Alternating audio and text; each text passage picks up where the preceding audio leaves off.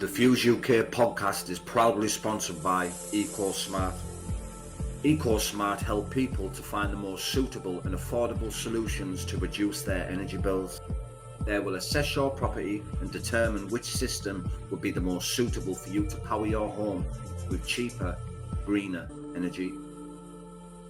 Not just that, but EcoSmart can also provide scaffolding services that can change charging ports at home for your electric cars, and many more services that can provide. Call them now on 0800 222 9532. EcoSmart, leading the way in renewable energy. Yes, people, what's happening? Nice one for coming back to the Fuse UK. It's much appreciated as always. We've got a special guest on the show tonight, former IBF featherweight champion of the world, Lightning Lee Selby. What's happening, bro? You good? All good, mate. Thank you. Good, man. How's life, mate? Finally got me on. Yeah, got you tonight, mate. How you enjoying life, mate, since retiring? So all is good at the moment. So I'm in the gym 3 days a week. Yeah. On a Tuesday, Thursday, Sunday, all day in the gym. Monday, Wednesday, Friday, I'm out riding my horses. So that's it. Semi-retired life. Class. I was wondering if you could just tell us a bit about your boxing career and that, and how you enjoyed it from right from the beginning, from the amateurs and that. Because you've done well in the amateurs as well, didn't you? I started from the beginning. So I started boxing at 8 years of age. My older brother went to the gym before me around when he was 8, and my younger brother followed suit at the same age too. So I boxed for 2 years until I was old enough to have my medical at 10 years of age. Back then in Wales, I'm not sure what it is now. I think it's probably the same. Anyway, once I was 10, I had my first fight. It must have been like a week or two after my 10th birthday. So I'd been training for 2 years. I was itching to get in there. As soon as I turned 10, had my medical, and I was out boxing. Won my first fight. I had around, I'd say, roughly around 100 amateur fights. I wasn't really a standout amateur. I won like the national title, the Welsh title every year. Didn't win the British. Didn't really box international, just more like club shows. I turned professional when I was 21. Started to earn a little bit of money, and I started to take it serious. I won my well, funny enough, I had my pro debut 15 years ago today. So right.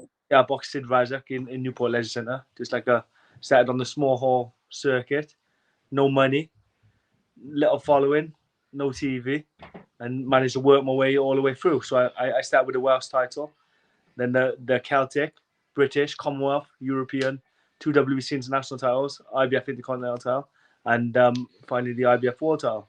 I made 5 defenses of the world title, and before getting the title, I also boxed in.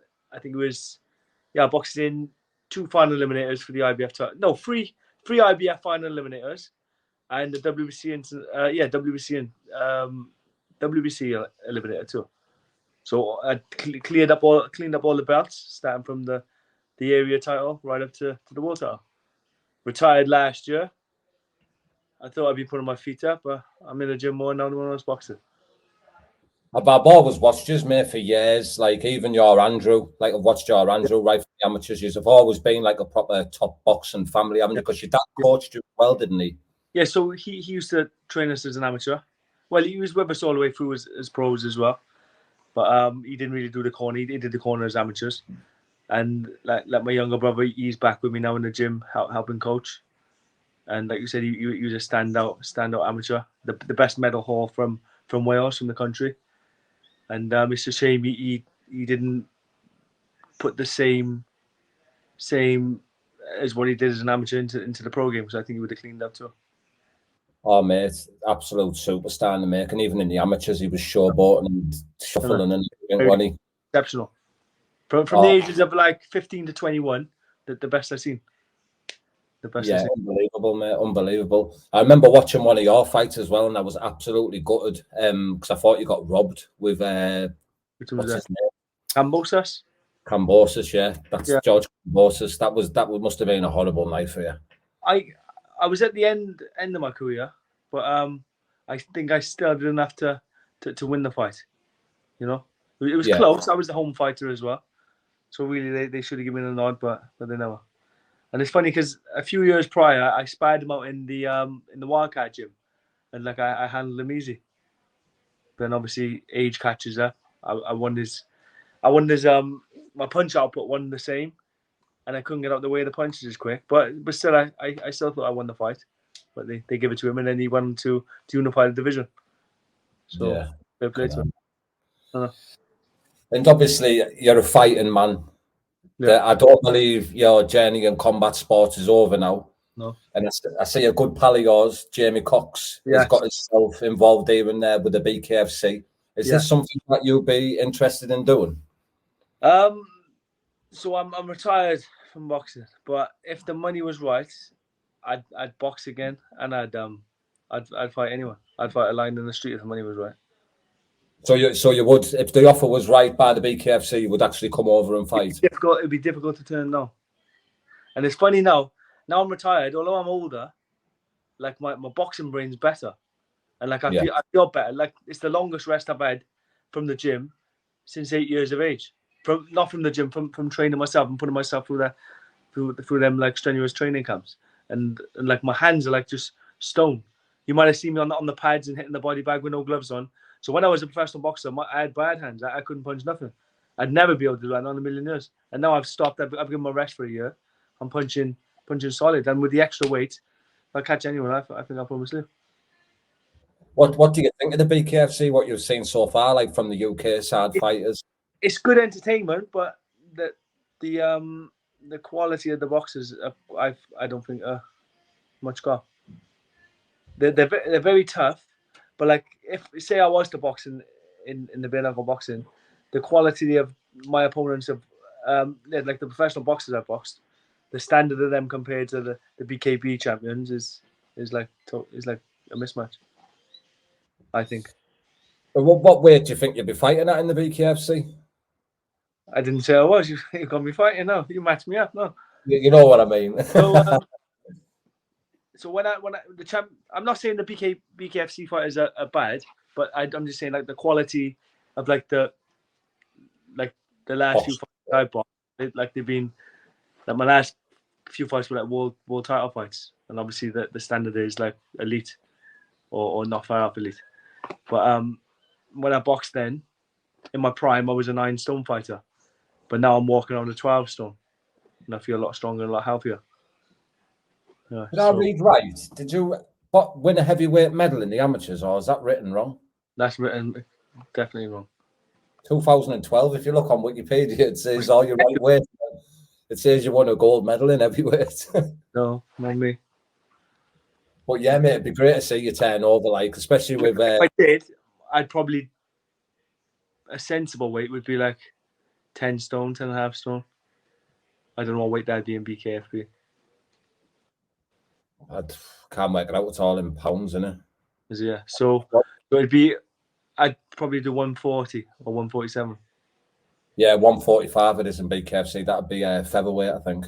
Yeah, 145 it'd have to be. What's below that? Do they do a bantamweight? Yeah, they've got a bantamweight as well. That's 135. That was why I fought as a pro my last fight.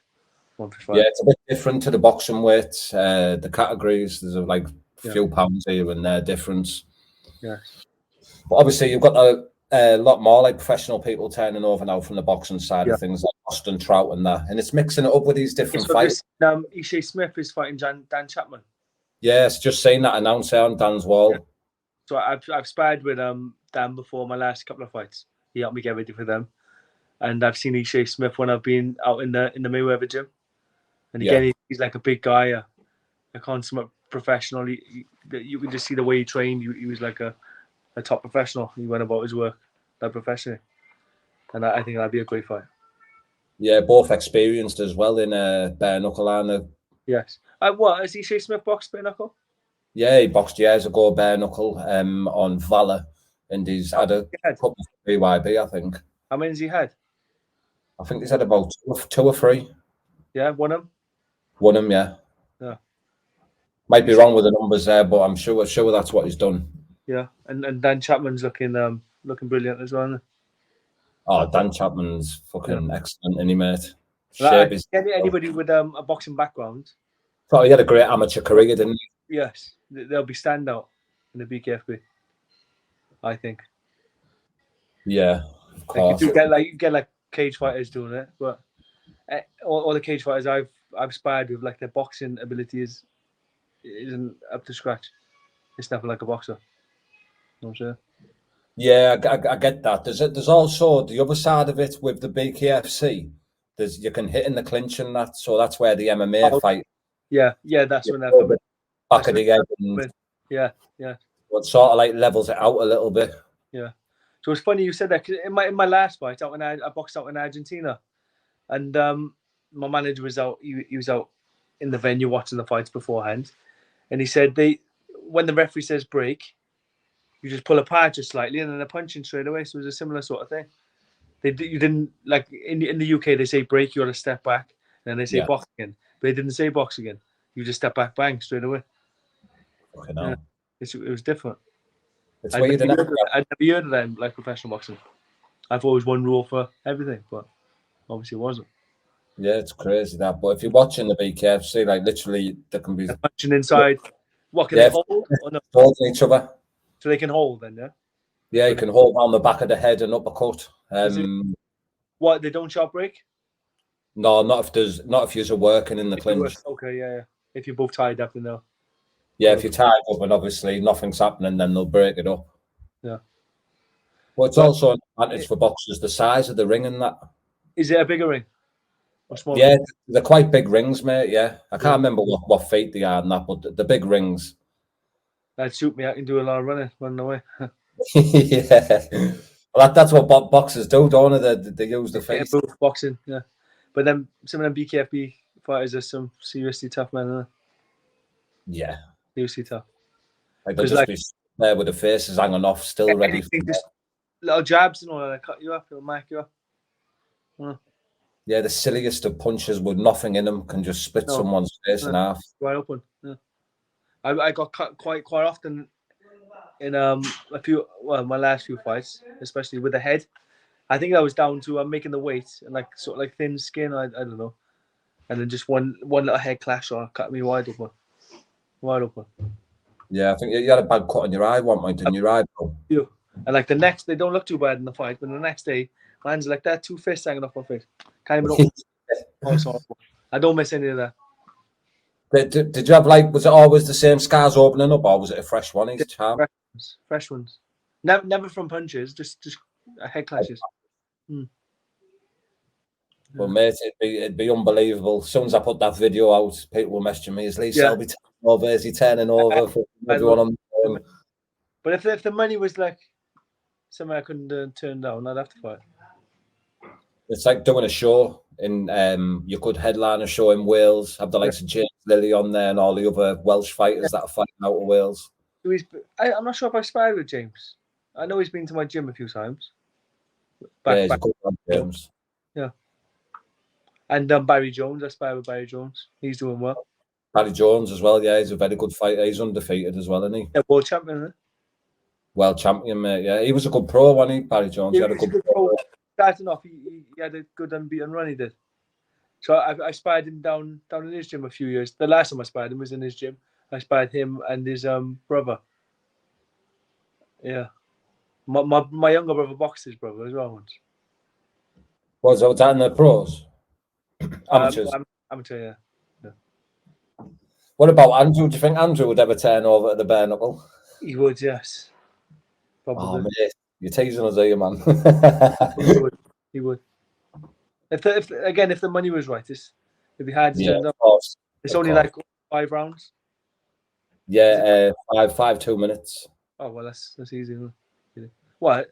We used to doing 12 threes. The way I'm talking is if I do it easily. Like I said, the boxers are better. Short rounds. I'm not like down discrediting them. I'm just, it'd be difficult. It's more like fast paced. Like it seems 2 minutes. The boxers in the BKFB stand out. I think they find it easier. They're like the cage fighters or the like the grapplers and the wrestlers as well.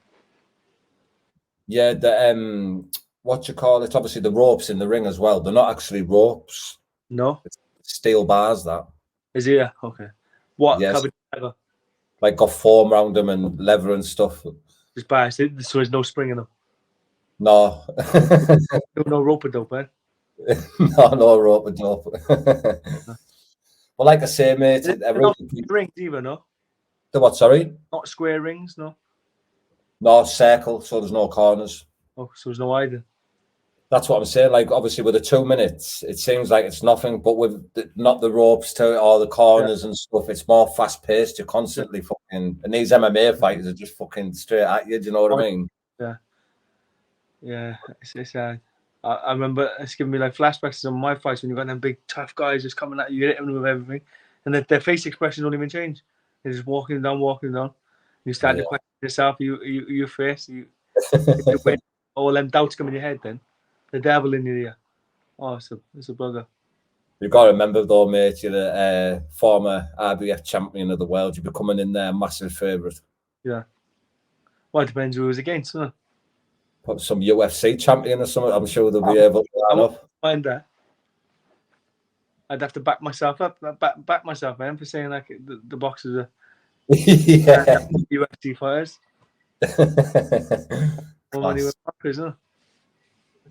Well, I appreciate you coming on, mate. I know you're a busy man and that. But before we wrap it up, is there anything else you want to share with us, or is there any sponsors, anyone you want to give a shout out to, bro? I just want to just say to the boxers, lady, you all deserve the credit. Huh? It's a tough old game, the boxing, and then mine without gloves on. Yeah, it's a dangerous sport. So credit to you. Keep fighting and keep safe. Spot on, bro. Hopefully, we can catch up on another podcast in a couple of weeks' time when you tell us about your BKFC debut. Yeah. Spot on, mate. Cheers, Lee, mate. Thank you. Cheers. Bye-bye. Bye-bye.